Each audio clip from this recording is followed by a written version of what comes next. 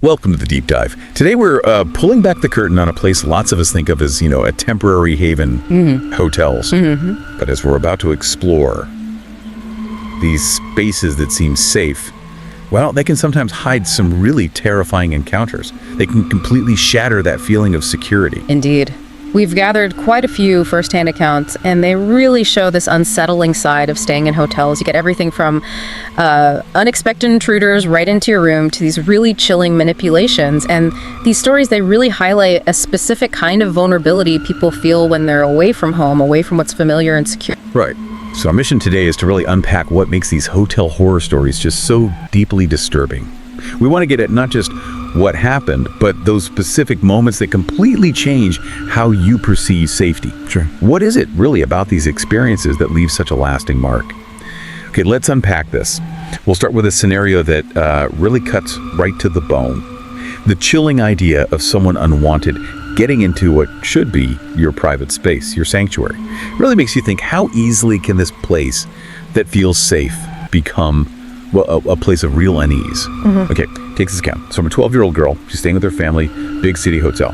So while her mom's checking in, she and her little brother are just sitting in the lobby. And this average-looking guy, maybe mid-40s, walks in and sits right across from them, which, she thought was weird. He didn't go to the counter or anything. Okay, then later, they're at the hotel pool. They get in, and just a few minutes later, guess who walks in? Oh no.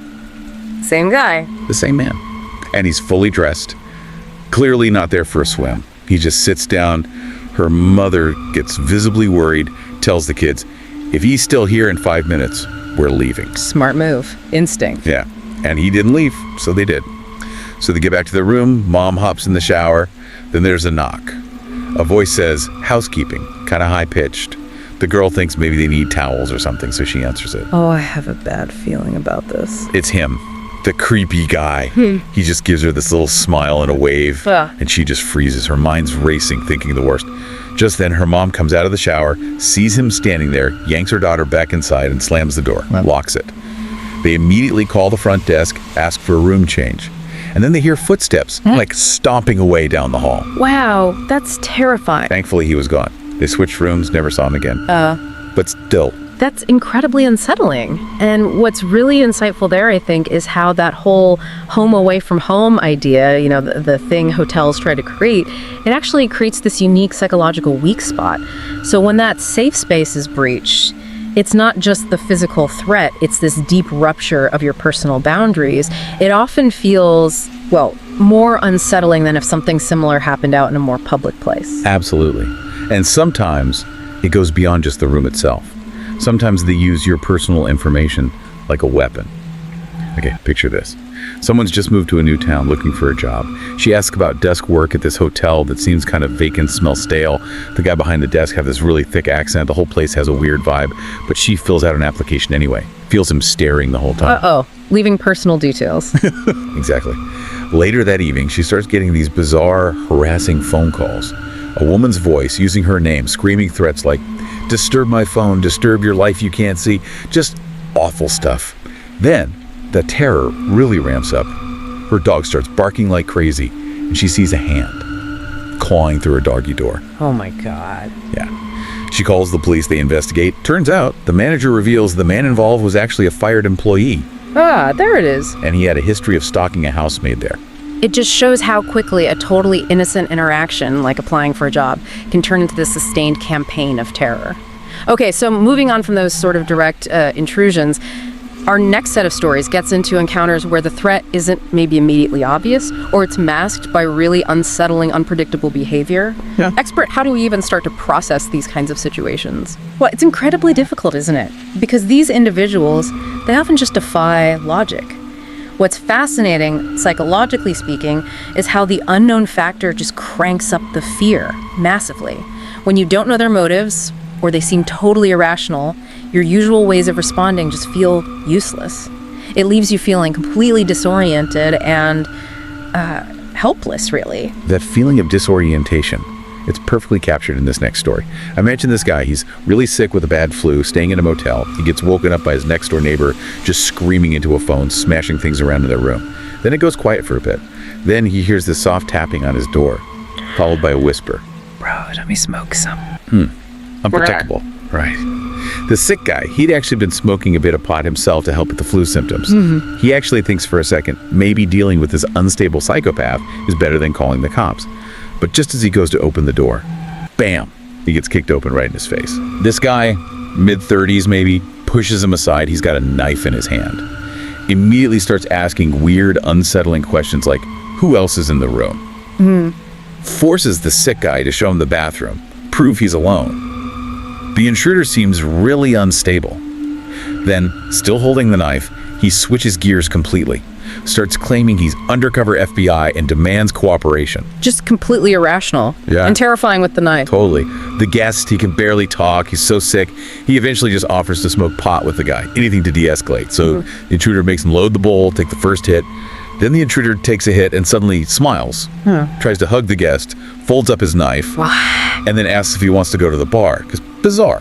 The next morning, the guest saw a knife mark on the table, confirming this absolutely surreal, terrifying thing actually happened. That's beyond strange. It's deeply frightening because there's no logic to latch onto. Exactly. What a nightmare. And it leads us to another really critical question. What happens when the systems that are supposed to protect us just fall short? That's a really crucial point. Because hotels, they aim for guest comfort, minimal intrusion, but that can sort of inherently create vulnerabilities. These stories, they often expose the limits of the safety protocols they have, or just how difficult it is to step in effectively when someone's behavior gets really erratic and escalates. The trust we put in security, whether it's hotel staff or even law enforcement, sometimes it just proves, well, not enough when you're up against someone determined or, frankly, mentally unstable. And that breakdown of trust feels agonizing for the victim. Like this one couple in a motel. Their night is just shattered by a man banging on their door over and over, threatening, you and your girl are going to die tonight. Oh, terrifying. They call the police multiple times. Yeah. But the first few responses are just ineffective. Officers leave, or they claim the guy was just messing with the air conditioner. Unbelievable, leaving them vulnerable. Totally. That chilling feeling of being left exposed, knowing the threat is right there, still active, that's central here. Eventually he was arrested. But imagine those hours. And then there's this account from a hotel front desk worker. His wife had an encounter with a long-term guest. This guy had a history, erratic behavior, rambling, pill issues, even an overdose previously. Okay, already a known risk. Right. So this guest actually calls the police himself, saying someone will be hurt in 90 seconds. Later, he shows up in the hotel dining room with a gun, points it at the assistant manager, then points it at the worker's wife. Oh my God. And then they hear a shot fired in the lobby. It just underscores the extreme danger, especially for people working those public-facing roles, dealing with unpredictable individuals. Okay, let's shift now. Let's explore some scenarios where the predators use charm or deception. Carefully built tricks, really, to exploit people, play on trust and vulnerability. What makes these kinds of manipulations so effective? Sometimes even against people who think they're pretty savvy. Well, looking at it psychologically, what really stands out is the calculated nature of it, the manipulation. These types, they don't often rely on just overt threats. They use this disarming charm, a very subtle, planned approach. They tap into our, natural human tendency to be polite, to engage with what seem like normal social cues, especially when you're caught off guard, maybe feeling a bit vulnerable, like being alone in a hotel room. It's really a testament to how easily our guard can be lowered by something that just seems like a normal social interaction. That is really insightful. Okay, picture this. A woman, she's on a business trip in Phoenix, gets a call to her phone at 6:45 in the morning. The man on the line is described as extremely suave, charming, and disarming.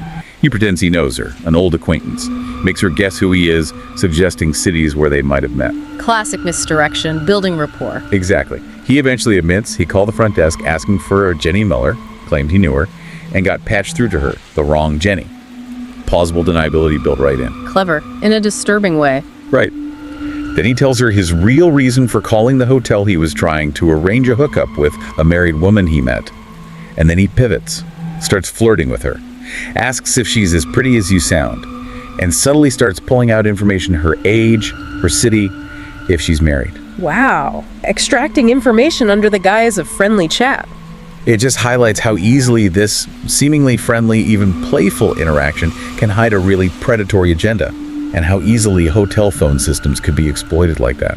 She actually found out later another woman in the lobby got a similar call that morning, only he was looking for a Sarah Miller. So it's a pattern, a practiced routine. Seems like it. And sometimes the manipulation isn't just a one-off call. It's part of a bigger, incredibly unsettling scheme. Imagine this. A family vacation in India. They arrive at this remote jungle hotel. It's run by this figure they described as Hitchcock-like. Okay, setting the scene. Yeah. Creepy. The hotel is basically deserted. Chairs are toppled over, rooms look stripped, except for this single creepy metal horse statue on bedside table in their room.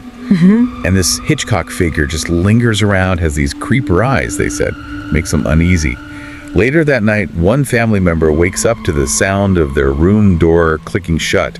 They check it's unlocked, and their bags look like they've been opened, but nothing's actually missing. That's even more disturbing somehow. The violation without theft. Right. The next morning, their driver tells them he slept in the bus. Said there was funny business going on. He had seen a man's nose pressed right up against his bus window during the night. Then comes the chilling detail. They realize a passport photo is missing from their travel itinerary they'd left out. Why take just a photo? That's bizarre. And the family members all compare notes. They all heard someone lurking outside their doors during the night. The whole thing culminates when they leave. The next day, the hotel is found completely padlocked. And guess what was left on their doorstep back home later? Don't tell me. The horse. The creepy metal horse. As this final taunting gesture. Just, wow. That is deeply disturbing. The coordinated effort, the psychological games. Truly chilling. Okay, we need to shift now to some of the most disturbing accounts we found. The ones where the victims are often young and the threats are stark, immediate. Expert, what is it about hotels? Why do these environments seem to embolden predators, especially when it involves children or young adults? It's a deeply troubling question, isn't it? And there's probably no single answer. Perhaps it's the transient nature of hotels, that feeling of anonymity maybe, or even an assumption that guests, particularly younger ones, are less likely to report something, or they might be cut off from their usual support networks back home. There's just this sheer audacity that comes through in these stories, a complete disregard for the safety of children and young adults. It's truly horrifying to see how these environments can be seen as, well, opportune by predators. You can really feel that audacity in these next few stories. Consider a 14-year-old girl. She's jogging alone at a resort in Turkey.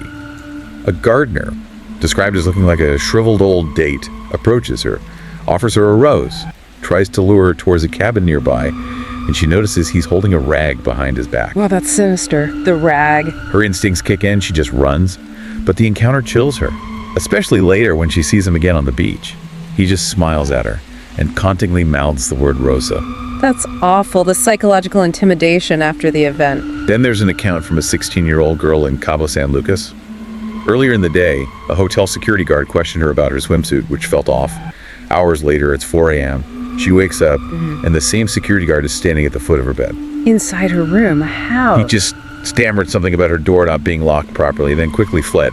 Then she realizes her bed covers, which she sleeps nude under, it had been pulled down. Oh my God. The violation, the implication of what he was doing or thinking. Exactly. The profound violation of her privacy, her safety. And just thinking about what could have happened. Yeah. It's deeply unsettling. And then, this one is truly heartbreaking. An 11-year-old girl at a hotel pool. Her mom just steps into the sauna for a few minutes, leaving her alone with two boys who are slightly older. They immediately start catcalling her. Then one of them tackles her into the water, holds her under. Yeah. They push her against the side of the pool, start making dirty comments, trying to pull at her swimsuit. The account describes her terror, how she couldn't even scream. It's just profoundly heartbreaking. And she never told her mother what happened. That silence is common too, sadly.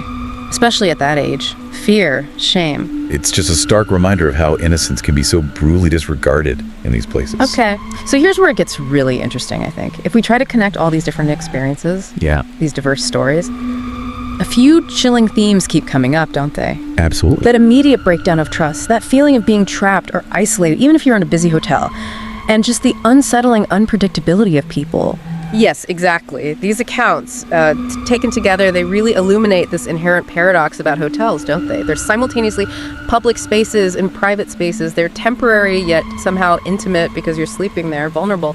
And this sort of liminal nature, this in-between state, it seems to create a unique kind of hunting ground, where anonymity, the constant flow of transient people, and the implicit trust we place in the hotel systems, all of that can be expertly exploited. It leads to that profound, disorienting loss of control we talked about. The underlying fear these stories tap into is precisely that losing control in a place where you expect, you need to feel safe. So what does this all mean for you listening right now? These deep dives into real accounts, they aren't just meant to be scary stories. They're not just cautionary tales. They highlight how easily a place you perceive as a sanctuary can actually become a hunting ground for someone with bad intentions. They remind us that, yeah, hotels offer convenience, but maybe a certain level of vigilance is always necessary, even in the most seemingly mundane places. We've definitely explored some truly unsettling human encounters today, all happening within the walls of hotels. Thank you for joining us on this deep dive. Yes, thank you. We hope these accounts have maybe offered you a new perspective, a look at those unseen layers of human experience that exist even in seemingly ordinary locations. It's really a reminder that true understanding often comes from, well, being willing to examine the shadows. So as you reflect on these stories, here's a final thought to maybe mull over. If anonymity and just being in transit can be so easily weaponized in places specifically designed for comfort, what hidden vulnerabilities might exist in the other safe spaces of your everyday life? Until next time, stay curious and maybe be a little more aware of the stories hiding in plain sight.